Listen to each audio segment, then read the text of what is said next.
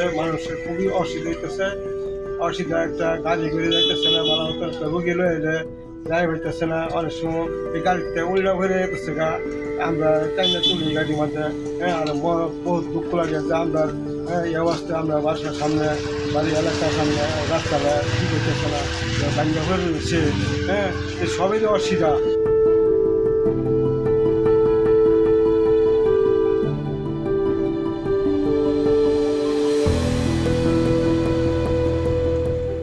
আমরা যেখানে বসবাস করি আমরা কোনো জিনিসের সুবিধা পাই না। একটা রাস্তার কারণে জটিল একটা রুগী লয়ে যাওয়া যায় না হাসপাতাল কাছে কান্দ করে নেওয়ার মতো না। আমরা কোনো একটা সুবিধা পাই না। হানাঙ্গর সরকারি লাগবার একটু মনে অতিরিক্ত যে আমরা সরকারি চাই না।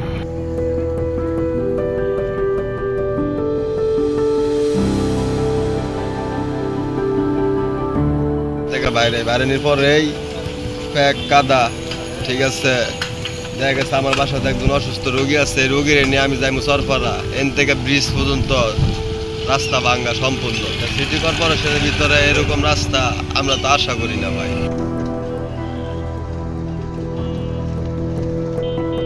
গাড়ি নিয়ে গেলে রাস্তা ভাঙ্গা, কাদা কাদা সবসময় লাগা থাকে। আপনার একটু বৃষ্টিতেই পানি পাইছে যা রাস্তা, মানুষ চলাচল করতে পারে না।